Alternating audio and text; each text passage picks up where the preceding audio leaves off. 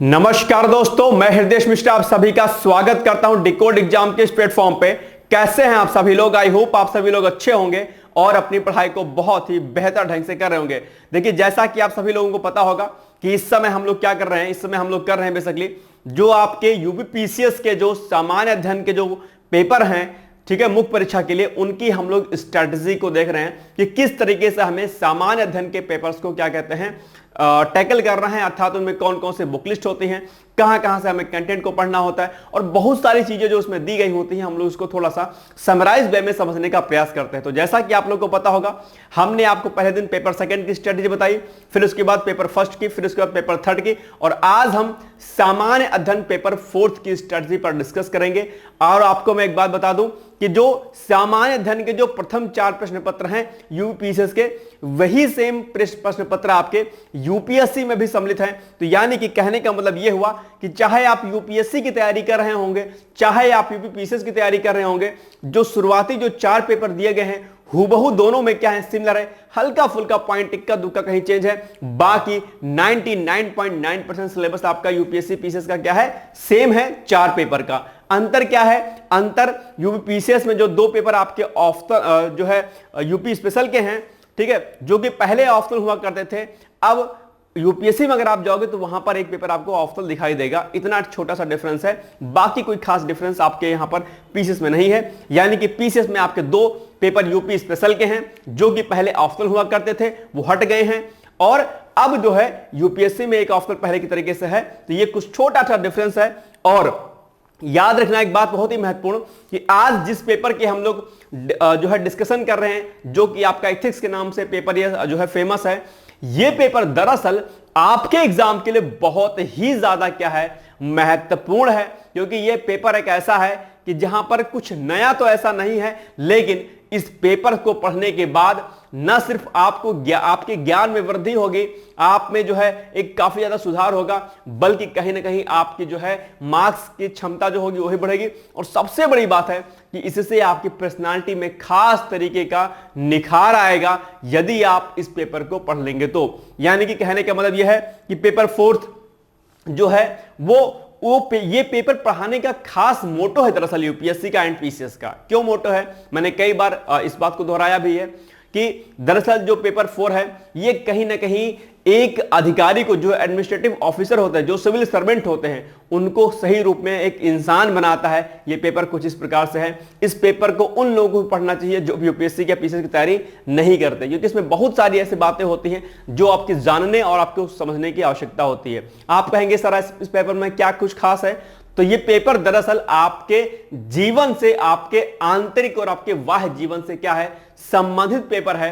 अर्थात जैसे बचपन में अगर कभी आप लोगों ने नैतिक शिक्षा पेपर हुआ करता था, यदि आप लोगों को याद हो, यूपी बोर्ड के अगर आप खास कर रहे होंगे तो नैतिक शिक्षा का पेपर, सदाचार का एक पेपर हुआ करता था, जिसमें आपको सारी बातें सिखाई जाती थी कि आपको सुबह उठना चाहिए, माता पिता के पैर छूना चाहिए, ये आपके आदर्श वाक्य हैं, ये आपके आदर्श है, ये हमारा देश है, हमें ऐसा रहना चाहिए, वैसा रहना चाहिए। बहुत प्रकार के मूल्यों वगैरह की बात बताता था। यानी कि सामाजिक जो चीजें होती हैं वो कहीं ना कहीं आपको बताई जाती थी, ताकि आपके भीतर क्या हो, संस्कार उत्पन्न हो, ताकि आप एक सभ्य नागरिक बन के सामने उभरो। ठीक उसी प्रकार से पेपर आपके लिए लाया गया है कि न सिर्फ आप एक अच्छे जो है इंसान बने इस पेपर को पढ़ के, बल्कि आपके भीतर मूल्य और नैतिकता आए, जिससे आप एक अच्छे जो है क्या, सिविल सर्विसेज के जो अधिकारी बन पाए, सिविल सर्वेंट बन पाए। क्योंकि बहुत पहले शिकायतें दरअसल आ रही थी कि जो ऑफिसर्स बन के जा रहे हैं उनके अंदर नॉलेज तो है, सारी चीजें तो हैं, लेकिन कहीं ना कहीं वो अपनी नैतिक जिम्मेदारियों को समझ नहीं पा रहे हैं। उनके भीतर मूल्य, सत्यनिष्ठा, करुणा, दया, सहानुभूति, परानुभूति जैसे मूल्य क्या है उनके अंदर नहीं है। ऐसे में यूपीएससी ने डिसाइड किया कि दरअसल एक पेपर ऐसा पढ़ाया जाना चाहिए जिससे सिविल सर्वेंट के अंदर कहीं ना कहीं जो एक भावना होती है बहुत ज्यादा कि एकदम जॉब लगे, बस पैसा कमाने लग जाओ तुरंत, वो भावना खत्म हो, वो उनकी जिम्मेदारी सरकार के प्रति, समाज के प्रति और अंतिम पायदान पर बैठे उस व्यक्ति के जो है लिए उनका दिल धड़के। यानी कि कहने का मतलब है कि उनकी संवेदनाएं दरअसल अंतिम व्यक्ति तक हो, तभी जाकर के कुछ काम हो पाएगा। नहीं तो करप्शन की भेंट चढ़ते चले जाएंगे सारे के सारे सिविल सर्वेंट, और देश का भला होने वाला नहीं है। क्योंकि सिविल सर्वेंट आप लोग जानते होंगे पूरा का पूरा क्या है, पूरा देश कहीं ना कहीं इनके ऊपर होता है ओवरऑल तरीके से, ठीक है। तो आइए हम लोग बिना देरी के इस पेपर को पढ़ते हैं। कहने का मतलब यह है कि पेपर कुछ इस प्रकार का है, यदि आप पढ़ेंगे बहुत मजा आएगा इस पेपर में। और सबसे अच्छी बात आपके लिए यही है कि इसके दो सबसे बड़े फायदे मैंने क्या बताया। सबसे बड़ा फायदा तो यह है कि आपको यहां पर क्या होगा, इसका जो सबसे बड़ा फायदा है आपको मार्क्स को गेन करने में बहुत फायदा होगा। इस पेपर में आप बहुत कम मेहनत करके बहुत अच्छे मार्क्स को गेन कर सकते हैं, जो कि आपकी सफलता के लिए बहुत जो है आवश्यक होगा। और इसके अलावा जो सबसे बड़ा फायदा होगा, आप जो है रियली में क्या होंगे, एक अच्छे इंसान बन जाएंगे। क्या बन जाएंगे, एक अच्छे। आपके सोचने समझने का तरीका, दरअसल परसेप्शन जो है आपका कहीं ना कहीं चेंज हो जाएगा, आपका नजरिया चेंज हो जाएगा लोगों के प्रति, समाज के प्रति, सरकार के प्रति, लोकतंत्र के प्रति, संविधान के प्रति आपका नजरिया बहुत बदलेगा। और कहीं ना कहीं आपकी सोचने और समझने की जो बुद्धि है बहुत ज्यादा अलग हो गई। जब आप इस पेपर को पढ़ के निकलोगे तो जहां एक और आप एक अच्छे जो है सिविल अधिकारी बनने की जो है उसमें आ जाओगे लाइन में, तो वहीं दूसरी बार आप एक अच्छे इंसान बन के निकलोगे। और आपके मन में कहीं ना कहीं दार्शनिक भाव भी आएगा, आपके मन में कहीं नैतिक भाव भी आएगा। आपको जो है समझने और जीवन को एक नजरिया देने में आपको बड़ा मजा आएगा, यानी कि कहीं ना कहीं आप एक अच्छे इंसान बन जाओगे अगर आपने इस पेपर को ठीक ढंग से पढ़ लिया। और पढ़ाने वाला अगर ठीक ढंग से और मिल गया तो फिर सोने पे सुहागा है, क्योंकि अगर शिक्षक बेहतर मिल गया तो निश्चित तौर पर यह पेपर कुछ इस प्रकार का है कि जीवन में आप उतना आगे जाओगे इस पेपर को पढ़ के कि उसका कोई जवाब नहीं है। ये बात इसलिए मैं कह रहा हूं कि वास्तव में पेपर बहुत अच्छा है। और सबसे बड़ी बात, आप इसके लिए पढ़ रहे हो, मार्क्स के लिए पढ़ रहे हो, भरपूर नंबर आपको मिलेंगे इस पेपर में अगर आपने बढ़िया से पढ़ा। और ये तो एक प्लस पॉइंट है ये आपके लिए कि भाई ये तो मतलब ऐसा और कोई पेपर नहीं है। जितने जीएस के पेपर हैं वो आपको सिर्फ ज्ञान देते हैं, ठीक है, ज्ञानवर्धक चीजें देते हैं, लेकिन यह पेपर आपको जो है ज्ञान के साथ में आपको सही इंसान बनाता है। इसलिए इस पेपर की खूबी बहुत ज्यादा है, राइट। तो अच्छा, एक बात तो ये होगी मार्क्स देता है, लेकिन सबसे मजेदार बात यह कि मार्क्स सिर्फ इसी पेपर में नहीं देगा। ये इस पेपर का संबंध दरअसल कई और पेपरों से है, वहां पर भी आपको फायदा मिलेगा। यानी कि इस पेपर को पढ़ेंगे तो आपको एसए में इसका फायदा मिलेगा। कहां पर मिलेगा, आपको एसए में मिलेगा। कहीं ना कहीं निबंध के बहुत सारे टॉपिक जो है आपके यहां से क्या हो जाएंगे, रेडी हो जाएंगे। एक बड़ा सेक्शन यहां पर आपको मिलेगा। इसके अलावा इसका कुछ सेक्शन जो है आपको हिस्ट्री में भी देखने को मिलेगा। अभी मैं बताऊंगा सिलेबस डिस्कस करते करते समय कि कहां कहां पर कौन कौन से टॉपिक का आपको कोरिलेट आप कर सकते हैं। इस पेपर को पढ़ने के बाद आप जो है जो पॉलिटी का जो सेकंड पेपर है, पॉलिटी का, ठीक है, पॉलिटी का जो सेकंड पेपर है, सेकंड पेपर में जो गवर्नेंस का टॉपिक है, क्या जो गवर्नेंस का टॉपिक है, ठीक है, वहां पर भी आपको इसका बेनिफिट मिलेगा। तो इसके अलावा अगर आप देखेंगे ओवरऑल तो इसका संबंध इंटरव्यू से भी है। यानी कि इंटरव्यू में बहुत सारे जो है आपके क्वेश्चन यहां से क्या होते हैं, पूछे जाते हैं, मामला समझ, केस स्टडी। तो ओवरऑल इस पेपर को पढ़ेंगे तो बहुत ज्यादा आपको क्या होगा, बेनिफिट मिलेगा। एसए में इसका इस पेपर में तो फोर्थ पेपर में तो मिलेगा फायदा, एसए में मिलेगा, हिस्ट्री में मिलेगा, पॉलिटी में, गवर्नेंस में मिलेगा, इंटरव्यू में मिलेगा। ये सारे फायदे दरअसल क्या हैं, आपको दिखाई देंगे दरअसल इस पेपर के माध्यम से मोटे तौर पर। बाकी तो आप चाहें तो अन्य चीजों के साथ इसको जो है आप जोड़ करके देख सकते हैं, ठीक है ना। तो ये सारी चीजें आपको यहां पर देखने को मिलेंगी। तो आइए हम लोग बिना देरी के हुए पहले सिलेबस को देखते हैं, सिलेबस पर डिस्कशन करते हैं कि क्या कुछ इसमें दिया गया है। उसके बाद हम लोग देखेंगे कि इसमें जो आप रेफरेंस बुक है वो कौन सी पढ़ सकते हैं, और बेसिकली उसके बाद जो है आपकी बाकी और कैसी स्ट्रेटेजी आपकी होनी चाहिए, राइट। चलिए सबसे पहले आइए देखते हैं हम लोग सिलेबस में क्या है। पहला जो टॉपिक आपका दिया गया है, टॉपिक क्या है, नीति शास्त्र तथा मानवीय अंतः संबंध, जिसमें मानवीय क्रियाकलापों में नीति शास्त्र का सारतत्व, इसके निर्धारक और परिणाम, नीति शास्त्र के आयाम, निजी और सार्वजनिक संबंधों में नीति शास्त्र, ठीक है। आपने एक शब्द सुना होगा नैतिकता, जिसको मोरलिटी बोलते हैं हम लोग, है ना। बेसिकली हमारे भीतर दरअसल क्या होना चाहिए, नैतिकता होनी चाहिए। ध्यान रखना कि यदि आपके भीतर नैतिकता नहीं है, यदि आपके भीतर मूल्य नहीं है, वैल्यू, मूल्य कौन से वाले, वो प्राइस वाला मूल्य नहीं। मूल्य क्या मतलब, जो आपके बेसिकली जो आपके सदाचारी जो आचरण है, मूल्य जिसको हम क्या कहते हैं, मूल्यों में सत्यनिष्ठा आती है। सत्यनिष्ठा हुआ, पारदर्शिता हुआ, जवाबदेहिता हुआ, दया, करुणा, सहानुभूति, परानुभूति, गैरतर्कता, ये सब क्या है, ये सब मूल्य हैं आपके, ये आपके भीतर होने चाहिए। और इन्हीं मूल्यों को विकसित करने में परिवार का अहम जो है रोल होता है, समाज का रोल होता है, शैक्षिक जो संस्थाएं होती हैं उनका रोल होता है। भाई आपकी जो पहली गुरु होती है, जो पहली शिक्षक होती है, उनको मां को कहा जाता है। मां ने अगर आपके भीतर कुछ मूल्यों को समाहित कर दिया है, ठीक है, तो मूल्य जीवन पर्यंत आपके साथ रहते हैं और उसी के अनुसार दरअसल आप कार्य करते हैं। फिर उसके बाद पिता हो गए, पिता के बाद फिर परिवार के जो अन्य सदस्य होते हैं, आपके दादी हो गए, आपके दादे जो है दादी के साथ में दादाजी हो गए, अन्य जो सगे संबंधी हो गए पारिवारिक, वो सभी लोग आपके भीतर अच्छी अच्छी बातें बताते हैं। पहले कहानियों के माध्यम से बताई जाती थी चीजें, ठीक है, कुछ कहीं आप उनके साथ घूमने चले गए तो स्टोरी के माध्यम से कुछ बातें आपको बताई जाती है। हालांकि आज का समय चेंज हुआ है, आजकल तो खाली वीडियो गेम पर जो है अलग अलग प्रकार के वीडियो गेम्स जो है दिखते हैं, यानी कि मूल्यों में ह्रास हो रहा है, क्योंकि कहीं ना कहीं सामाजिक जो परिपाटी चेंज हो रही है। तो इस पेपर में आपको पढ़ाया जाएगा कि परिवार की क्या भूमिका है आपके मूल्यों को विकसित करने में, समाज की क्या भूमिका है, शैक्षणिक संस्थाओं की, जो कोचिंग इंस्टीट्यूट, शैक्षणिक संस्थाओं में ध्यान रखिएगा कि सिर्फ एकेडमिक इंस्टीट्यूशन नहीं आते हैं, बल्कि अगर वर्तमान दौर में देखा जाए तो एकेडमिक में दरअसल आपके यानी कि शैक्षणिक संस्थाओं में आपके कोचिंग इंस्टीट्यूट भी आते हैं। तो एक बात ध्यान रखिएगा, जहां एक और एकेडमिक्स जो होते हैं, अर्थात जब आप कॉलेज लेवल पर जाते हो, यूनिवर्सिटी लेवल पर जाते हो, तो वहां पर भी दरअसल आपको भीतर संस्कारों को समाहित करने का कार्य किया जाना चाहिए। नहीं तो आप एक मशीन बन के रह जाओगे और आप देश का तो छोड़िए भला, आप अपने ही माता पिता का भला नहीं कर पाओगे, उनकी ही सेवा नहीं कर पाओगे। फिर आप देश की क्या सेवा करोगे? आप सिविल सर्वेंट बन जाइएगा, देश के प्रधानमंत्री बन जाइएगा, कुछ भी बन जाइएगा। यदि आपके भीतर प्राणानुभूति नहीं रहेगी, सहानुभूति नहीं रहेगी, करुणा नहीं रहेगी, पारदर्शिता, जवाबदेहिता नहीं रहेगी, तो फिर आप किसी लायक जो है नहीं रहेंगे, यानी कि आप इंसान कहने के लायक नहीं रहेंगे। इसीलिए पेपर को पढ़ाया जा रहा है कि आपके भीतर नैतिकता, मूल्य और अन्य प्रकार के जो दार्शनिक जो चीजें हैं वो आपके भीतर आए और आप एक नेक इंसान बनकर के जो आगे बढ़े। ठीक है, तो ये सारी बातें इस पेपर में आपको पढ़ाई जाएंगी। जैसे कि अब आप देखिए यहां पर लिखा है मानवीय मूल्य। तो मानवीय मूल्य में क्या? महान नेताओं, समाज सुधारकों और प्रशासकों के जीवन तथा उनके उपदेशों से शिक्षा। और देखो ये टॉपिक है। अब इसमें क्या है? जो भी महान नेता हैं, अब इस टॉपिक में आप जितने भी नेता हैं सभी के बारे में पढ़ोगे। गांधी जी के बारे में पढ़ोगे, अंबेडकर जी के बारे में पढ़ोगे, गोपाल कृष्ण गोखले हो गए, जितने महान नेता। और भारत के परिप्रेक्ष्य में 2 पॉइंट यहां पर मिलेंगे आपको। एक मिलेगा कहां पर? भारत के परिप्रेक्ष्य में, ठीक है, और एक मिलेगा आपको जो है वैश्विक स्तर पर। यानी कि वैश्विक स्तर पर कौन कौन से महान नेता और दार्शनिक हुए हैं, उनसे हम क्या शिक्षा ग्रहण कर सकते हैं।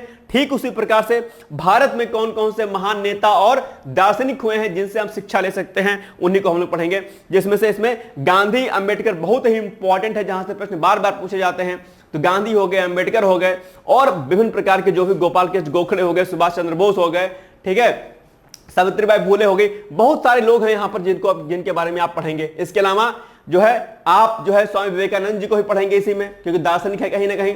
स्वामी विवेकानंद हो गए, परमहंस हो गए, ठीक है, स्वामी दयानंद सरस्वती हो गए, इन सभी के बारे में पढ़ोगे। उनसे हमें क्या क्या शिक्षा ग्रहण करनी है। ठीक इसी प्रकार से यहां पर आप वैश्विक में कार्ल मार्क्स को पढ़ोगे, सुकरात को पढ़ोगे, बेबर को पढ़ सकते हो आप ऐसे, ठीक है, कन्फ्यूशियस को पढ़ सकते हो। ऐसे बहुत सारे दार्शनिक हैं जिनसे हमें बहुत कुछ सीखने को मिलता है, और उनसे सीखी हुई बातों को जब हम अपने जीवन में उतारते हैं तो निश्चित तौर पर जहां हम एक और स्वयं में एक अच्छे इंसान बनते हैं, तो साथ ही साथ में जो है हम समाज में कुछ नया जो है करने की हमारे अंदर क्षमता या मूल्य विकसित होते हैं। तो ये सारी बातें आप जो है यहां पर सीखेंगे इन महान नेताओं से।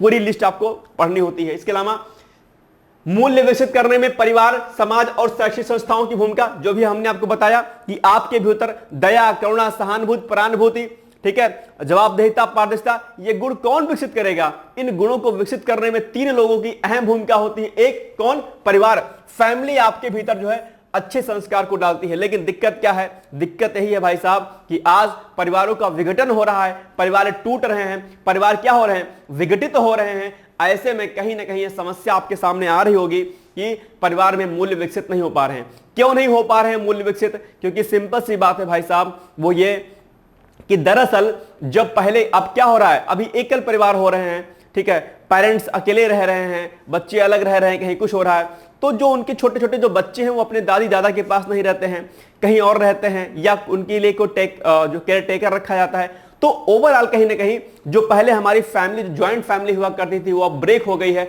इससे कहीं ना कहीं बहुत बड़ा नेगेटिव इंपैक्ट पड़ता है। आजकल तो शादी से पहले ही टाई अप हो जाता है कि भैया हमको तो तुम्हारे पास रहना जी, हम तो नहीं रहेंगे पापा के पास, बताइए क्या कीजिएगा यहाँ पे। मतलब रिश्ता जुड़ता नहीं है, टूट पहले ही जाता है, उसकी जो न्यू है वो पहले रख दी जाती है कि हम नहीं रहेंगे जी, हम तो जॉब करेंगे। ये है जॉब एक बहुत बड़ा कारण आज के सामने में उभरा है, क्योंकि पति और पत्नी दोनों जॉब करना चाहते हैं। कोई बुराई नहीं है, करना चाहिए, लेकिन जॉब करने से कहीं ना कहीं समस्या सामने उभर के आती है कहीं ना कहीं। मैं ये नहीं कहता हूं कि महिलाओं को जॉब नहीं करना चाहिए, पुरुषों को जॉब नहीं करना चाहिए, करना चाहिए, लेकिन थोड़ा सा बैलेंसिंग अप्रोच का होना चाहिए। और ये सब चीजें जो है पहले क्लेरिफाई करनी चाहिए भाई, किस किस तरीके से क्या क्या हमें करनी होती है, क्योंकि बच्चे का एक विकास दरअसल बहुत जरूरी होता है। अगर आजकल आप बच्चों को देख रहे हैं, वो कल को जब बड़े होते हैं जॉब के बाद तो छोड़ के आप पेरेंट्स को चले जाते हैं, अमेरिका चले गए, कहीं और चले गए, कहीं बाहर ही रहते हैं। क्यों ऐसा होता है? क्योंकि उनका बचपन कुछ ऐसा ही बीता है, वो अपने साथ देख रहे हैं। अब वो देख रहे हैं कि जो उनके माता पिता हैं, अगर वो दादी दादा के पास नहीं रहते हैं उनके, ठीक है, वो अलग रहते हैं, तो उनके मन में भी पारिवारिक जो विघटन होता है, पारिवारिक जो एक अपनापन होता है, वो कहीं से बहुत डिस्टेंस होता चला जाता है, बीच में गैप होता चला जाता है। ये बातें हमें तब समझ में आती है जब हमारे साथ बीतती हैं, क्योंकि हम संस्कार नहीं डाल पाते हैं, हम बच्चों को टाइम नहीं दे पाते हैं, पेरेंट्स दोनों नहीं दे पाते, ना मम्मी दे पाती है ना पापा दे पाते हैं, है ना। कई बार आपने देखा होगा, कई सारे बच्चे जिनके फैमिली में पेरेंट्स नहीं रहते हैं, वो बहुत ही ज्यादा जो है निगेटिविटी में रहते हैं, बहुत ही कुंठित स्वभाव के हो जाते हैं कहीं ना कहीं। वो एक समस्या होती है, हमें नजर नहीं आती है, हम तो पैसा कमाने के चक्कर में लगे रहते हैं, लेकिन कहीं ना कहीं समस्या सामने आती है इसके लिए। अच्छा, अब इस बात को आप लोग अन्यथा मत लीजिएगा कि मैं किसी के जॉब के मैं एंगेज में हूं, ऐसा नहीं है। बस हमें थोड़ा सा कुछ, हमारी दिनचर्या कुछ ऐसी होनी चाहिए कि ताकि हम अपने परिवार को समय दे पाए।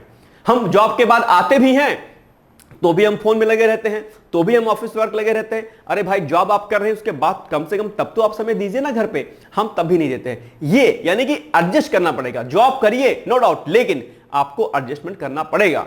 ये बात आपको विशेष तौर पर ध्यान दिए। अपने बच्चों में संस्कार डालिए, फोन से उनके डिस्टेंस बनाइए, बाकी उन पर आप जो है गौर करिए कि या कुछ है, ठीक है, अच्छे अच्छे श्लोक संस्कृत से लेकर के अच्छे अच्छे धर्म शास्त्र है उनके बारे में बताइए उनको। ये सब चीजें आप करेंगे तो निश्चित तौर पर चीजें बेहतर होंगी।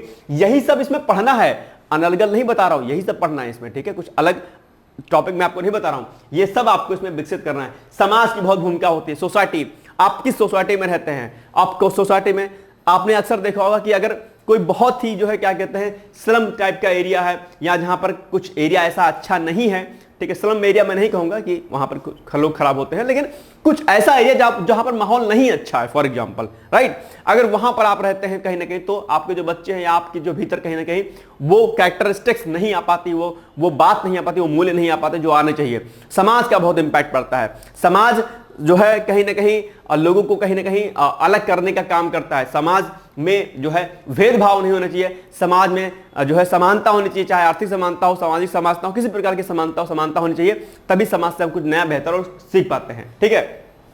शैक्षिक संस्थाओं की भूमिका, शैक्षिक संस्थाओं में जहां एक और स्कूल, कॉलेजेस और यूनिवर्सिटीज आती हैं, तो आजकल मेरे अकॉर्डिंग शैक्षिक संस्थाओं में कोचिंग इंस्टीट्यूट भी आते हैं, और कोचिंग इंस्टीट्यूट की नैतिक जिम्मेदारी बनती है कि आप कोचिंग अपने बच्चों को कराएं, स्टूडेंट्स को कराएं, लेकिन उनको अपने यहां पर कोचिंग करने के साथ इस बात के लिए उन्हें प्रेरित करें कि आपको कल को करप्शन नहीं करना है, कल को आपको भ्रष्टाचार नहीं करना है। यदि सिविल सर्वेंट बनना है तो आपको एक नेक अधिकारी बनना है। आपको गुड गवर्नेंस का जो कॉन्सेप्ट है, जहां पर जवाबदेहिता और पारदर्शिता एक जो है मूल्य है, एक तरीके से हमें उसको पालन करना है। तो यदि आप ये सिखाते हैं तो आप निश्चित तौर पर जो है जो सिविल सर्वेंट बनेंगे आगे, वो बहुत ही नेक बनेंगे और उनका उपयोग दरअसल देश में हित में किया जा सकेगा।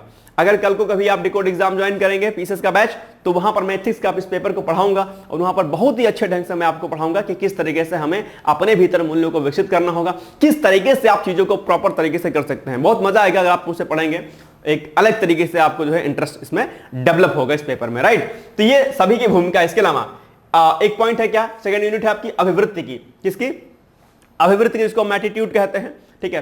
एटीट्यूड यानी कि अंतर्वस्तु कंटेंट, इसकी संरचना क्या है, कार्य, विचार तथा आचरण के परिप्रेक्ष्य में इसका प्रभाव, समझ, नैतिक तथा राजनीतिक अभिरुचि। देखो सिलेबस में आपके भाई साहब अभिरुचि दे रखा है, ध्यान रखिएगा, बट ये क्या है, मिसप्रिंट है एक तरीके से, ये गलत है, ट्रांसलेशन गलत है, ध्यान रखिएगा।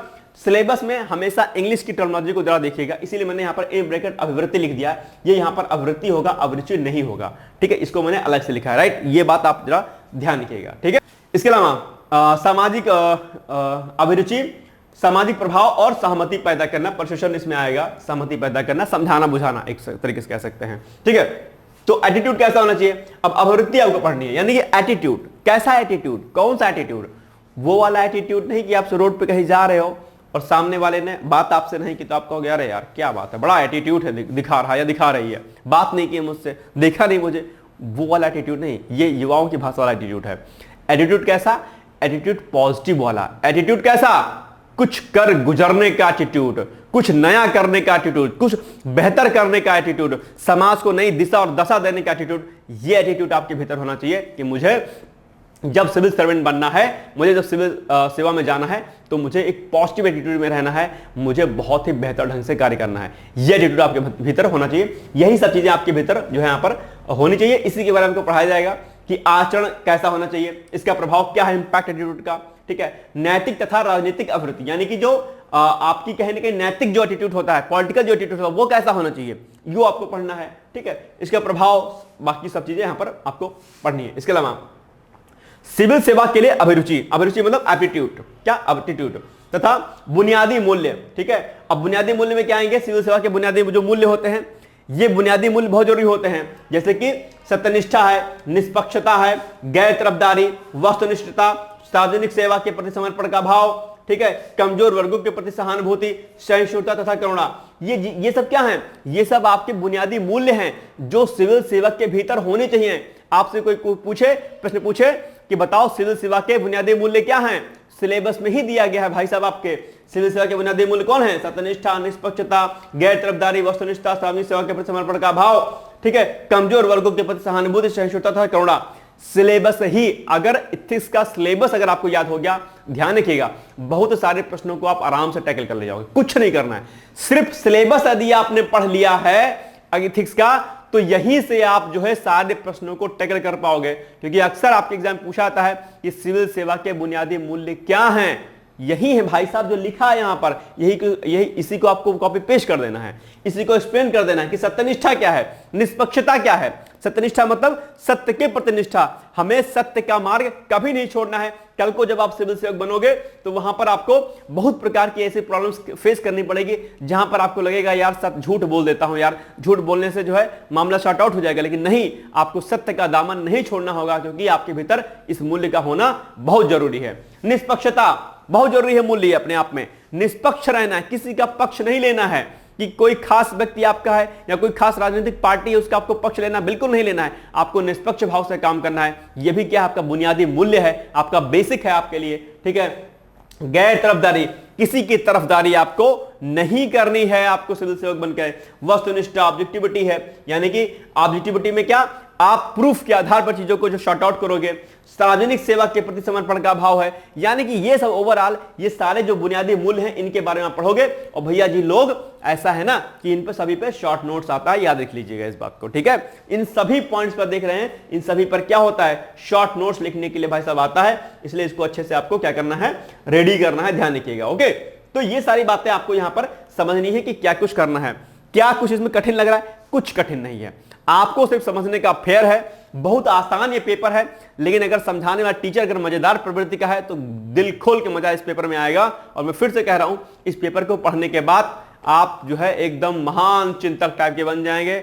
बस ये है कि मजीरा नहीं बजाओगे, लेकिन हाँ इतना है कि आपके जो है जो क्षमता है सोचने समझने की बहुत अलग हो जाएगी। बहुत शानदार पेपर है, वास्तव बता रहा हूं मैं आपसे, पढ़िएगा इसको, आपको मजा आ जाएगा, ठीक है। और खासकर अगर मुझसे पढ़ेंगे तो फिर तो बल्ले बल्ले हो जाएगी। फिर तो आप कहोगे कि सर क्या बात है, मजा आ गया। वास्तव में जीवन का जो है मुझे मूल्य समझ में आ गया, जीवन का उद्देश्य समझ में आ गया। और जहां एक और भर भर के नंबर पाओगे तो वहीं दूसरी ओर एक अच्छे इंसान बन के निकलोगे। और जब घर जाओगे तो कहेंगे भाई साहब आप कैसे बदले बदले नजर आ रहे हो, तो कहोगे कि बात कुछ ऐसी है कि जो मैं कह नहीं सकता, मैं एक बन गया हूं इंसान जो मैं बता नहीं सकता, ठीक है। खैर छोड़िए। तो ये पेपर सहिष्णुता, टॉलरेंस, अक्सर आप लोगों ने आज के 4-5-6 साल पहले शब्द सुना होगा बहुत ज्यादा, इनटॉलरेंस, असहिष्णुता। इसी का वजह क्या है, सहिष्णुता। तो सहिष्णु रहना है आपको, समाज के प्रति सहिष्णुता रहना, यानी कि किसी के प्रति आपको द्वेष भावना नहीं रखनी है। सहिष्णु मतलब एकदम एक तरीके से आपको बहुत ही न्यूट्रल रहना है, यानी कि एकदम असहिष्णुता। सहिष्णुता आपने अच्छी तरीके से आप जानते भी होंगे, समझते होंगे, डिटेल्स में नहीं समझ रहा हूं, बस इतना समझ लीजिए कि सहिष्णुता मतलब किसी भी धर्म, जाति, मजहब के प्रति आपको बराबरी का भाव देखना है, सहिष्णु रखना है, किसी के प्रति आपको अंगेष्ट में नहीं जाना है, ठीक है। सहिष्णुता तथा करुणा, करुणा की भावना रखनी है, सभी के प्रति करुणा। क्योंकि कल को आपके सामने कोई गरीब महिला आ जाएगी, जो है राशन कार्ड बनवाने के लिए, आयुष्मान कार्ड बनवाने के लिए, कुछ तो आपके भीतर उसके प्रति करुणा की भावना होनी चाहिए। करुणा नहीं होगी तो आप धकेल दोगे, जाओ वेट करो, ठीक है। तो ये सब भावना कैसे आएंगी? ये सब भावना जब आपके आएंगी तब आपके भीतर जो है एक जो सिविल सेवक बनने का जो गुण वास्तव में होता है वो आएगा। फिर आप देश के प्रति जो है अपनी समर्पित भावना को समर्पण कर पाएंगे, ठीक है। चलो ये हो गया, आगे देखते हैं। फिर क्या है? संवेगात्मक बुद्धि, इमोशनल इंटेलिजेंस। इसमें ये पेपर थोड़ा सा, ये टॉपिक थोड़ा सा आपके लिए टफ आएगा, लेकिन मस्त है ये टॉपिक, अच्छा है टॉपिक। इसमें बहुत सारी थ्योरीज आपको यहां पर इस संवेगात्मक बुद्धि वाले चैप्टर में आपको देखने को मिलेंगी, ठीक है। इसमें आपको देखना है अवधारणा, आयाम, प्रशासन और शासन व्यवस्था में उनकी उपयोगिता और प्रयोग, यानी कि संवेगात्मक बुद्धि, इमोशनल इंटेलिजेंस। कई बार ऐसी समस्या आपके सामने आएगी जहां पर आपको अपनी इंटेलिजेंसी का प्रयोग करना पड़ेगा, इमोशंस वगैरह को ध्यान में रखते हुए। तो ये पेपर, ये टॉपिक दरअसल उसी में आपको पढ़ेंगे। इसके अलावा भारत तथा विश्व के नैतिक विचारकों तथा दार्शनिक का योगदान, ये बहुत जरूरी है। भारत तथा विश्व के नैतिक विचारकों तथा दार्शनिकों का योगदान, ये आप देखेंगे किसमें किस तरीके से आप चीजों को करेंगे, और इसका संबंध दरअसल यहां पर भी आप देख रहे थे, ठीक है। जैसे मानवीय मूल्य, महान नेताओं, समाज सुधारकों और प्रशासकों के जीवन तथा उनके उपदेशों से शिक्षा, इस टॉपिक को बेसिकली हम लोग यहां पर पढ़ते हैं ओवरऑल डिटेल्स में, यहां पर इस वाले पोर्शन में, ठीक है। जहां पर भारत और विश्व के नैतिक विचारक जो भी हैं, दार्शनिक जो भी हैं, उनके विचार क्या है, उनके थॉट्स क्या है, उनसे हमें क्या कुछ सीख सकते हैं, ये सारी बिंदु जो है हम यहां पर देखने को हमें मिलता है। इसके अलावा लोक प्रशासनों में लोक सिविल सेवा, मूल्य तथा नीति शास्त्र, इसमें क्या है, स्थिति तथा समस्याएं, सरकारी तथा निजी संस्थानों में नैतिक सरोकार, दुविधाएं, नैतिक मार्गदर्शन के स्रोत के रूप में विधि, नियम, नियमन, अंतरात्मा, जवाबदेही तथा नैतिक शासन व्यवस्था में नैतिक मूल्यों का सुदृढ़ीकरण, अंतरराष्ट्रीय संबंधों में निधि व्यवस्था यानी कि फंडिंग में नैतिक मुद्दे, कारपोरेट शासन व्यवस्था, ये सारे टॉपिक आप पढ़ेंगे, जिसमें विधि, नियमन, अंतरात्मा, जवाबदेही, ठीक है। अंतरराष्ट्रीय संबंधों में निधि व्यवस्था, फंडिंग जो होती है, उसमें क्या नैतिक मुद्दे हो सकते हैं, कारपोरेट शासन जो व्यवस्था होती है उसमें क्या कुछ होते हैं, ठीक है। ये सारे के सारे टॉपिक जो है आपको यहां पर देखने को मिलेंगे, ठीक है। और शासन किस तरीके से चलता है, सिविल सेवा के जो मूल्य होते हैं उनमें क्या कुछ और बेहतर होना चाहिए, और सरकारी तथा निजी संस्थानों में जो नैतिक सरोकार हो, ये बहुत इंपॉर्टेंट है। सभी में नैतिक सरोकार का होना जरूरी है, यानी कि चाहे वो गवर्नमेंट सेक्टर्स हो, चाहे वो प्राइवेट सेक्टर्स हो, सभी में नैतिकता का होना बहुत जरूरी है। क्योंकि अगर प्राइवेट सेक्टर में, गवर्नमेंट सेक्टर में अगर नैतिकता नहीं होगी तो फिर वो संस्थान, वो इंस्टीट्यूशन कहीं ना कहीं जो है देश हित में कार्य नहीं कर पाएगा। अगर खुद ही अपने हित में काम करेगा, नो डाउट कि सभी इंस्टीट्यूशन सेल्फ इंटरेस्ट के लिए काम करते हैं, लेकिन इसका मतलब यह नहीं होता है कि वो सेल्फ इंटरेस्ट में नैतिकताओं को भूल जाएं। तो ये सारी चीजें दरअसल आप इसमें पढ़ेंगे। इसके अलावा जो यूनिट 7 है, शासन व्यवस्था में ईमानदारी, ठीक है, ये आपको पढ़नी है। कोई आपसे पूछे कि भाई शासन व्यवस्था में ईमानदारी के लिए आप क्या कुछ कर सकते हैं, क्या बेहतर कदम उठाए जा सकते हैं, तो सिलेबस में ही दिया गया है साफ साफ कि क्या हो सकता है कि सरकार में सूचना का आदान प्रदान होना चाहिए, पारदर्शिता होना चाहिए, सूचना के अधिकार के माध्यम से आप जान सकते हैं चीजों को, नीतिपरक आचार संहिता, आचरण संहिता, नागरिक घोषणा पत्र यानी कि सिटीजन चार्टर, कार्य संस्कृति, सेवा प्रदान करने की गुणवत्ता, ये सारी चीजें क्या हैं, आप एक तरीके से प्रशासन में इसको लागू करके आप चीजों को सही ढंग से चला सकते हैं।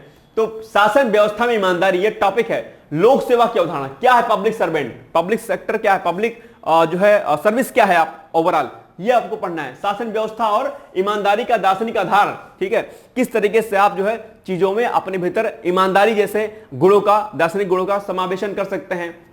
इसमें आप आरटीआई को पढ़ेंगे, सिटीजन चार्टर पढ़ेंगे, ठीक है, और बहुत प्रकार के टॉपिक आप यहां पर देख पा रहे होंगे। ये सभी टॉपिक आप पढ़ेंगे और ये टॉपिक बेसिकली आप जो है पेपर सेकंड में गवर्नेंस वाले में ही पढ़ते हैं, याद रखिएगा, ठीक है। बस वो है, वहां पर हम स्पेशली शासन, खासकर शासन गवर्नेंस के उसमें पढ़ेंगे इंटरेस्ट में, और यहां पर हम खासकर एथिकल वैल्यूज के पॉइंट ऑफ व्यू से पढ़ेंगे। ये थोड़ा सा डिफरेंस है, बाकी टॉपिक सारे के सारे जो है सेम है। आरटीआई आप यहां भी पढ़ेंगे, वहां पे पढ़ेंगे, सिटीजन चार्टर आप यहां भी पढ़ेंगे, वहां भी पढ़ेंगे, सेवोत्तम मॉडल आप यहां भी पढ़ेंगे, वहां भी पढ़ेंगे। तो ये सारी बातें जो है आप यहां पर आपको देखने को मिलेंगी। और उसके बाद एक लास्ट यूनिट जो बचेगी वो पड़ेगी आपकी उपयुक्त विषयों पर मामला संबंधी अध्ययन, जिसको हम लोग क्या बोलते हैं, केस स्टडी, ये आपको देखने को मिलेगा। और यहां पर एक टॉपिक है भ्रष्टाचार की चुनौतियां, यह भी अपने आप में बहुत इंपॉर्टेंट टॉपिक है, जहां से खूब प्रश्न जो है भर भर के आपको देखने को यहां पर मिलते हैं ओवरऑल, राइट। तो ये कुछ चीजें हो गई जो इस पेपर में आपको देखने को मिलेंगी। ओवरऑल देखेंगे तो ये पेपर शानदार, जबरदस्त और जिंदा बाद टाइप का पेपर है। यहां पर आप भर भर के नंबर के साथ साथ में आपके जीवन में बहुत कुछ जो है नया परिवर्तन देखने को मिल सकता है। ठीक है, तो ये एक जो है शॉर्ट फॉर्म में मैंने आपको सिलेबस को समझा दिया है। ठीक है, अब आप यहां पर 2-3 चीजें देखो फॉर एग्जाम्पल के लिए कि यदि आपने यहां से भारत तथा विश्व के नैतिक विचारकों तथा दार्शनिकों का योगदान आपने पढ़ा, जहां पर आप महात्मा गांधी को पढ़ोगे, गोपाल कृष्ण गोखले जी को पढ़ोगे, अंबेडकर जी को पढ़ोगे, स्वामी दयानंद सरस्वती को पढ़ोगे, विवेकानंद जी को पढ़ोगे और अन्य कई प्रकार के महान नेताओं, जवाहरलाल नेहरू को पढ़ोगे, ठीक है, अटल जी को भी पढ़ सकते हो। ऐसे ऐसे महान नेताओं दार्शनिकों को पढ़ोगे तो आपके भीतर क्या होगा, बहुत अच्छे कोटेशंस आपके नजर आ जाएंगे। ये सारे संबंध, ये सारे टॉपिक्स आप जो है अपने निबंध में इसका प्रयोग कर सकते हैं। और यही सारे टॉपिक भाई साहब आपको इतिहास से पढ़ने होंगे। इतिहास में आपको अलग अलग लोगों के बारे में पढ़ना होगा, उनके सारी योजनाओं के बारे में पढ़ना होगा, क्या कुछ काम किया, यही सेम चीज आपको यहां पे पढ़नी होगी। तो आप इतिहास से भी इसको कोरिलेट कर सकते हैं। ठीक है, फिर यहां पर आप देख पा रहे होंगे कि ये सारे टॉपिक जो है आप पेपर सेकंड से भी कोरिलेट कर सकते हैं, किस तरीके से आपको गवर्नेंस वहां पे पढ़ना होता है ओवरऑल। ठीक है, ठीक है, और बहुत जब इन सारी बातों को आप समझ लोगे, ठीक है, ये सारे पॉइंट्स को आप समझ जाओगे तो आपके भीतर बहुत प्रकार के नए नए शब्दों का समावेशन होगा, आपके सोचने समझने का तरीका एक अलग हो जाएगा और फिर उसका फायदा क्या होगा कि वो आपके निबंध में उसका प्रयोग कर पाओगे। अच्छे अच्छे कोटेशंस जब आप थिंकर्स को पढ़ोगे, ठीक है, तो वहां उनके बहुत अच्छे अच्छे कोटेशन जो है, बहुत बढ़िया बढ़िया कोटेशन आपको देखने को मिलेंगे, वो आप नोट कर लोगे, निबंध में काम आएंगे। और ये सारी जो बातें हैं, केस स्टडी जो आपका लास्ट पॉइंट है ना, ये एक आपके जो है इंटरव्यू में बहुत पूछा जाता है। आपके सामने सिचुएशन दे दी जाती है, ठीक है, और आपको पता होगा कि इस समय जो है इंटरव्यू में जो है क्या कहते हैं, मामला संबंधी अर्थात सिचुएशन बेस्ड क्वेश्चन बहुत पूछे जा रहे हैं। याद रखिएगा, बहुत ज्यादा पूछे जा रहे हैं। तो आप लोग इस बात को ध्यान रखिएगा कि आपको दरअसल आपकी पकड़ इतनी जबरदस्त होनी चाहिए कि आप किसी समस्या के समाधान को त्वरित रूप से कर पाएं, ठीक ढंग से कर पाएं, नैतिक पैमानों के आधार पर कर पाएं। ठीक है, यानी कि कानूनी आधार भी होना चाहिए और नैतिकता का पैमाना भी नहीं ब्रेक होना चाहिए। इस आधार पर आपको डिसीजन लेना होगा और यही सारे चीजें आपके इंटरव्यू पूछी जाती हैं। 1 से 2 प्रश्न दरअसल इस पे आता है। इस पेपर में ध्यान रखिएगा कि 2 पोर्शन है आपके इस पेपर में। कौन कौन सा पोर्शन है भैया? 2 पोर्शन। एक पोर्शन कैसा है? थ्योरेटिकल पोर्शन है, जिसमें आप सारी चीजें पढ़ेंगे, यानी कि नीति शास्त्र संबंधी जो शब्द हैं, प्रशासन को चलाने के हेतु नैतिक जो जिम्मेदारियां हैं, उनसे संबंधित जो नियम है, कानून है आदि, ये सब पढ़ोगे आप। ठीक है, ये पहला पोर्शन आपका रहेगा, थ्योरेटिकल पोर्शन रहेगा। इस पूरे पेपर के 2 पोर्शन है। पहला पोर्शन ये हो जाएगा थ्योरेटिकल और लास्ट में हो जाएगी क्या, केस स्टडी। यानी कि ऊपर जो कुछ आपने पढ़ा है ये पूरा का पूरा इस यूनिट तक बेसिकली, ठीक है, 7 यूनिट तक, 7 यूनिट तक पढ़ने के बाद अगर इस पर कुछ केस आ गया आपके सामने तो उसको आप कैसे सॉल्व करोगे। अक्सर आपने सुना होगा, बहुत बार सुना होगा कि आप जो है अपने ऑफिस जा रहे हो या अपने इंटरव्यू देने जा रहे हो, वहां पर कोई वृद्ध महिला है जिसका एक्सीडेंट हो गया है, आप क्या करोगे? ऑफिस जाओगे, इंटरव्यू देने जाओगे, या फिर क्या कहते हैं आप उस महिला को अस्पताल पहुंचाओगे। बहुत प्रकार की सिचुएशन आपके सामने दी जाएगी। आपके सामने सिचुएशन दे दी जाएगी कि आप किसी डिस्ट्रिक्ट के डिस्ट्रिक्ट मजिस्ट्रेट हैं, एसडीएम हैं, डिप्टी एसपी हैं, आपके सामने एक जो है दंगा हो गया है और क्या करोगे? कहीं पर भूस्खलन जैसी समस्या आ गई है तो आप वहां पर क्या करोगे? अपने उच्च अधिकारियों से परमिशन लोगे वहां पर जाने की, वहां पर कार्य करने की, या फिर भूस्खलन आ गया तो तुरंत आप वहां पर कार्रवाई करोगे, क्या करोगे? ऐसी बहुत प्रकार की सिचुएशंस आपके सामने दी जाएंगी और वो आपको वहां पर टैकल करनी होगी। ये सारी बातें दरअसल आपको इन्हीं सब चीजों से सीखनी होती है, केस स्टडी से ही। और ये सारे प्रश्न आपको वहां पर देखने को मिलेंगे, कहां पर? इंटरव्यू में। तो ये पेपर बहुत अच्छा है। ये पेपर आपको हिस्ट्री तैयार करा देगा, ये पेपर आपको ऐसे तैयार करा देगा, ये पेपर आपको गवर्नेंस तैयार करा देगा, ये पेपर खुद में तो अपने आप में खुद को तैयारी करवा देगा और ये पेपर आपको इंटरव्यू में भी हेल्प करेगा। ओवरऑल ये पेपर बहुत अच्छा है और बहुत अच्छे मार्क्स आप इसमें पा सकते हैं। तो 2 पोर्शन में आपको पढ़ना है, मैंने आपको बता दिया, ठीक है। और अब अगर हम बात करते हैं कि इस पेपर में आप बुक लिस्ट कौन कौन सी फॉलो करेंगे, तो बुक लिस्ट की अगर बात कर ली जाए तो एक बुक आती है क्रॉनिकल के लेक्सिकॉन के नाम से, आप लोगों को पता होगा, ठीक है, आप उसको पढ़ सकते हैं। बाकी अगर कल इन फ्यूचर कभी आप लोग जो है बेस को ज्वाइन करेंगे तो जो मैं पढ़ाऊंगा, जो नोट्स मैं आपको दूंगा, उसी नोट्स आपका भला हो जाएगा। लेकिन फिलहाल के लिए मैं आपको बुक्स बता दे रहा हूं कि लेक्सिकॉन की बुक आती है क्रॉनिकल पब्लिकेशन का, आप सभी लोग जानते होंगे, सब समय की व्यूज की आती है, आप लोग भली भांति परिचित होंगे। तो क्रॉनिकल पब्लिकेशन की जो लेक्सिकॉन आती है आप उसको परचेज कर सकते हैं, अच्छी बुक है। या फिर दूसरी बुक सुब्बा राव की आती है, ठीक है, सुब्बा राव के नाम से आप जाइएगा, वहां से ले लीजिएगा, आप चाहे तो उसको पढ़ सकते हैं। इसके अलावा न्यूज़पेपर वगैरह के टच में रहिएगा। मैंने हर पेपर में न्यूज़पेपर तो आप भाग सकते नहीं है, न्यूज़पेपर को आपको पढ़ना ही पढ़ना है, ठीक है। इसके अलावा सेकंड एडमिनिस्ट्रेटिव रिफॉर्म जो रिपोर्ट है, यानी कि द्वितीय प्रशासनिक सुधार आयोग जो है, उसकी 4th रिपोर्ट ठीक है, और 12th रिपोर्ट। 4th रिपोर्ट कौन सी, एथिक्स इन गवर्नेंस, बहुत इंपॉर्टेंट, आप इसको पढ़िएगा, डाउनलोड कर लीजिएगा। हिंदी और इंग्लिश दोनों में भाई साहब अवेलेबल है, आप जिसमें आपका मन होगा आप जो है इंटरनेट पर जो है डाउनलोड कर लीजिएगा। बाकी सेकंड पेपर में जो है मैंने बता दिया आपको कि कौन कौन से आपको रिपोर्ट्स डाउनलोड करने हैं। थर्ड पेपर भी मैंने आपको बता दिया है, ठीक है, तो वो सारे रिपोर्ट्स आप इकट्ठा कर लीजिएगा। रिपोर्ट्स की समरी भी आजकल मार्केट में बुक्स आती है, समरी मत करिएगा, आप सीधे रिपोर्ट को डाउनलोड करिएगा, वहां से आप लैपटॉप में रख करके पढ़ सकते हैं, ठीक है। और सेकंड डीआरसी की 12th रिपोर्ट जो है आपकी वो पढ़ सकते हैं। सिटीजन सेंट्रिक एडमिनिस्ट्रेशन, आप इसको भी क्या कर सकते हैं, पढ़ सकते हैं। तो ओवरऑल इस तरीके से इन बुक्स के माध्यम से इन मैटर को जो है आप पढ़ सकते हैं, वहां पर आपकी चीजें जो है क्या हो जाएंगी, क्लेरिफाई हो जाएंगी अच्छे तरीके से। बाकी इस पेपर में कुछ नहीं करना है। बाकी स्ट्रेटजी ऑलरेडी हमने आपको पेपर जब फर्स्ट बताया, सेकंड बताया, थर्ड बताया, तो हमने बताया है कि 4 5 6 कॉपी आप बनाइएगा, 6 कॉपी बनाइएगा। 6 कॉपी बनाने के बाद पहला जो पेपर आपका होगा पेज का, कॉपी का, उसमें आप सिलेबस को चिपकाइएगा और उसके बाद छोटे छोटे शॉर्ट फॉर्म में जो है नोट्स आप बनाना शुरू कर दीजिएगा, ठीक है। ये नहीं कि क्या कहते हैं एकदम नोट्स जब भी बनाइएगा डिटेल्स में आपको चीजों को नहीं नोट डाउन करना है, बल्कि शॉर्ट फॉर्म में आपको चीजों को क्या करना है, नोट डाउन करते हुए चलना है। बहुत ज्यादा दिमाग लगाने की आपको क्या है, आवश्यकता वहां पर नहीं है। तो ये कुछ बातें हो गई जो इस पेपर को आप तैयार कर सकते हैं, ठीक है। बस इस बात का आपको ध्यान रखना है कि इस पेपर में जो है नंबर बहुत अच्छे आएंगे, बस इसमें कोटेशन को आप खूब नोट करिएगा। कोई बात आप लिखिएगा तो लिखिएगा इनके अनुसार, इन दार्शनिक के आधार, इन ये फॉरेन जो राइटर्स हैं या फॉरेन जो थिंकर्स हैं इनके अनुसार इस पेपर में आपको नंबर बढ़िया मिलेंगे। बस आपके शब्दों में जो है दरअसल थोड़ी सी दार्शनिकता निकलनी चाहिए। निकलनी के अंदर सेंस की मतलब नॉर्मल भाषा इस पेपर में आपकी नहीं होनी चाहिए, थोड़ा सा अच्छे शब्दों का प्रयोग अगर आप इसमें करेंगे, निश्चित तौर पर आप क्या पाएंगे कि आपको पेपर में जो है बढ़िया नंबर मिलेंगे। कम समय में रेडी हो जाएगा। हालांकि मैं फिर से कह रहा हूं कि पढ़ाने वाला कौन है ये बहुत जरूरी इस पेपर में रहेगा, क्योंकि इस पेपर को लोग कुछ भी पढ़ा दे रहे हैं, कुछ भी। महान दार्शनिकों और जो है क्या कहते हैं नैतिक जो आपके विचारक हैं उनमें लोग किसी को भी पढ़ा दे रहे हैं जिसका कोई मतलब नहीं है। तो यह भी डिपेंड करेगा कि आप पढ़ क्या रहे हो, किसको पढ़ रहे हो, किससे हमें क्या कुछ सीखना है, ठीक है। ये नहीं पता चला है कि महान, क्योंकि क्या है देखो सिलेबस में आपके क्या दिया गया है, सिलेबस में आपके दिया गया है ये देखिए, भारत तथा विश्व के नैतिक विचारकों, क्या लिखा है, भारत तथा विश्व के नैतिक विचारकों तथा दार्शनिकों का योगदान।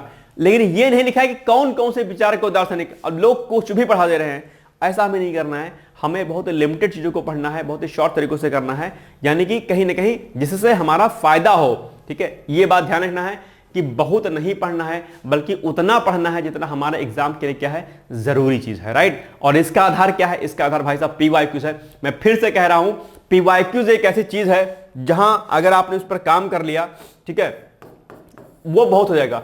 अब आप सोचिए, अगर मैं पीसीएस की बात करता हूं, 2018 में सिलेबस चेंज हुआ, 2018 से लेकर के और 2023 तक आपका एग्जाम हुआ। कितने साल हो गए भाई साहब, 6 साल हो गए। 6 साल हो गए, 6 साल में आप सोच लो कि कितने पेपर हो गए, ठीक है। अगर आपने इन्हीं को सॉल्व कर लिया 2018 से 2023 तक के पेपर्स को, मुख्य परीक्षा और पीसीएस प्री के, आपको किसी से कुछ भी पूछने की आवश्यकता नहीं है। आप खुद अपनी एनालिसिस करिए। लेकिन आप तो फला यूट्यूब पर, ढिमका यूट्यूब पर, यहां पर वहां पर भटकते रहते हो, मिसगाइड होते रहते हो, कहीं ना कहीं बहुत ज्यादा भ्रम जाल में कोचिंगों के फंसते रहते हैं कहीं ना कहीं। इनसे आपको बचना है। मैं नहीं कहता कोचिंग इंस्टीट्यूट सारे गलत होते हैं, लेकिन बहुत सारी चीजें होती हैं यहां पर, बहुत बड़ा मकर जाल है और आपको इससे जो है बच के निकलना है कहीं ना कहीं। ये मछली का जाल है एक तरीके से ना इस समय आजकल यूट्यूब और कोचिंग इंस्टीट्यूट। ये ध्यान रखिएगा, हमें चूज करना होगा कि हमें कहां पर जाना है, किस ओर जाना है, हमें किस जगह जाना है, हमें क्या पढ़ना है, क्या छोड़ना है। लेकिन इसका आधार क्या है, PYQs है। अगर आपने PYQs को बेस बना लिया, यकीन मानिएगा कि आपको कहीं कोई समस्या नहीं आने वाली है, बशर्ते कि आप उस पर काम करिए तो सही।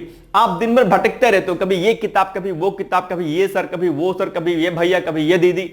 आप PYQs पर यार काम ही नहीं करते हो, आप दुनियादारी पे लगे रहते हो। पहले मेंस कर लें सर, ये कर लें सर, वो कर लें। जो मेन है, जो प्राइमरी है NCERT और PYQs, आप उसको ना करके आप दुनियादारी में पढ़े रहते हो और भटकते रहते हो, एग्जाम नहीं क्वालिफाई होता है। सबसे पहले NCERT और PYQs को बेस बनाइए और उसके बिहाफ पे आप रेफरेंस बुक को पढ़िए, फिर उसके बिहाफ पे आप प्रैक्टिस सेट लगाइए। इसके अलावा आपको कुछ भी करने की आवश्यकता नहीं है। और डे टू डे आप करंट अफेयर से क्या रहिए, अपडेट। मैंने बोला शब्द डे टू डे अपडेट रहना है। 1 महीने की मैगजीन आएगी, उसको पढ़ करके नहीं काम चलाना है। डे टू डे अपडेट आप रहिए, आप डे टू डे, तब जाके आपका दिमाग खुलेगा और आपके सोचने समझने का परसेप्शन क्या होगा, चेंज होगा। और कई बार मैंने बताया पिछले 3 पेपर जो हमने बताया उसमें हमने आपसे बताया था कि इंटीग्रेटेड अप्रोच के साथ आपको चलना है, अर्थात मेंस के साथ प्री की तैयारी आपको करनी है। प्री की अलग तैयारी, मेंस की अलग तैयारी नहीं होती है। इंटरव्यू की तैयारी का मतलब क्या हुआ कि जिस दिन आपने सोचा कि मुझे तैयारी करनी है उसी दिन से आपकी अपनी पर्सनालिटी में वो बिहेव होना चाहिए, वो निखार होना चाहिए कि आपको लगे देख करके कि हाँ यार कोई लड़का है तैयारी करने वाला, लड़की कोई है तैयारी करने वाली। तो ये सब बातें आपको विशेष तौर पर ध्यान देनी है। तो प्री प्लस मेंस की तैयारी साथ में करनी है, और जब प्री आने वाला हो तो उसके 2-3 महीने पहले आप सब कुछ छोड़ करके सिर्फ प्री ओरिएंटेड कर लीजिएगा अपनी को, बस काम आपका बन जाएगा। ठीक है, तो ये हो गई कुछ महत्वपूर्ण बातें। आई थिंक आपको ये चीजें यहां पर जो है समझ में आई होगी। अब बाकी मुझे नहीं लगता कि इसमें कुछ ज्यादा कुछ समझाने की आवश्यकता है, क्योंकि बहुत देर अगर तक समझाएंगे तो फिर क्या होगा, आप वीडियो देखना बंद कर दोगे। राइट, तो ये हो गया आज का हमारा महत्वपूर्ण वीडियो। बाकी अब बचता है हमारे पास पेपर 5 और पेपर 6, इस पर हम लोग डिस्कस कर लेंगे अगले दिन। तब तक आप लोग पढ़ते रहिए, मस्त रहिए, व्यस्त रहिए। डेली मॉर्निंग में 8 AM पर मेरा करंट अफेयर्स आता है, जहां पर मैं बहुत महत्वपूर्ण चीजों को आपको बताता हूं। प्लीज वो वीडियो आप लोग डेली मॉर्निंग में देखा करिए। फिर मिलते हैं फिर अगले दिन, तब तक के लिए मस्त रहिए, व्यस्त रहिए, and all the best. Thank you so much, bye bye, take care.